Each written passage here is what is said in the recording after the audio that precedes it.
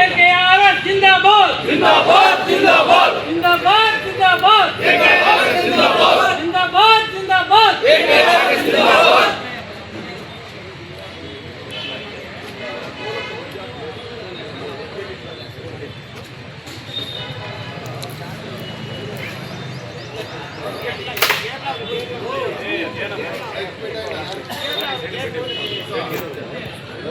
ವಿಚಾರವನ್ನು ಈಗಾಗಲೇ ESCOM executive engineer ಅವರ ಗಮನಕ್ಕೆ ತಂದಿದ್ದೀವಿ.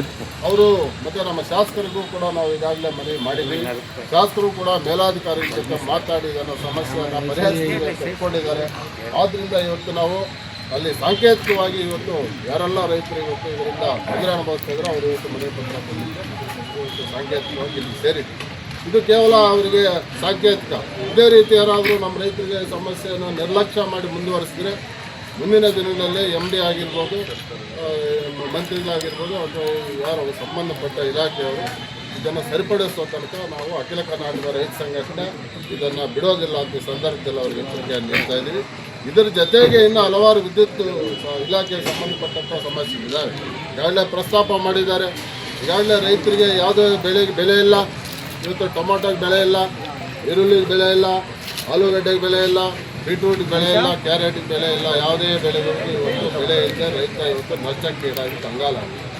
ಇಂತಹ ಸಂದರ್ಭದಲ್ಲಿ ಇವರು ಅಷ್ಟೋ ಇಷ್ಟೋ ನಮಗೆ ವಿದ್ಯುತ್ತನ್ನು ನಂಬಿಕೊಂಡು ಇವತ್ತು ಅಂತರ್ಜಲ ತೆಗೆದು ನಾವು ವ್ಯವಸಾಯ ಮಾಡ್ತಾ ಇದ್ದೇವೆ.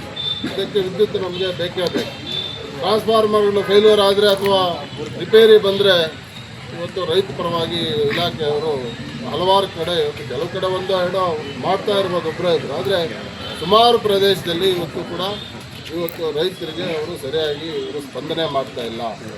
24 ಗಂಟೆ ಒಳಗೆ ಉಚಿತವಾಗಿ ಟ್ರಾನ್ಸ್ಫಾರ್ಮರನ್ನು ಬದಲಾವಣೆ ಮಾಡಬೇಕು ಅಂತ ನಿಯಮಗಳಿದೆ. ಆದರೆ 2 ದಿವಸ 3 ದಿವಸ 4 ದಿವಸ ಆದರೂ ಕೂಡ ಟ್ರಾನ್ಸ್ಫಾರ್ಮರ್ಗಳನ್ನು ರಿಪೇರಿ ಮಾಡದೇ ಇರೋದು, ಬದಲಾವಣೆ ಮಾಡದೇ ಇರತಕ್ಕಂಥದ್ದು ಮತ್ತು ಹಲವಾರು ಕಡೆ ವೋಲ್ಟೇಜ್ ಸಮಸ್ಯೆ ಇರ್ತಕ್ಕಂಥದ್ದು ಮತ್ತು ಅಕ್ರಮ ಸಕ್ರಮ ಅರ್ಜಿಗಳನ್ನು ವಿಲೇವಾರಿ ಮಾಡದೆ ರೈತರಿಗೆ ಅನುಕೂಲ ಮಾಡದೇ ಇರತಕ್ಕಂಥದ್ದು ಮತ್ತು ಹಲವಾರು ಕಡೆ ಭ್ರಷ್ಟಾಚಾರ ಕೂಡ ಇವತ್ತು ನಡೀತಾ ಇದೆ. ಟ್ರಾನ್ಸ್ಫಾರ್ಮರ್ ಬದಲಾವಣೆ ಮಾಡಲಿಕ್ಕೆ ಸಾವಿರಾರು ರೂಪಾಯಿ ಚುಟಿಕೆ ಅಂತಕ್ಕಂಥದ್ದು ಕೆಲವು ಉದಾಹರಣೆ ಕೆಲವು ಕಡೆ ಕೇಳಿ ಬಂದಿದೆ.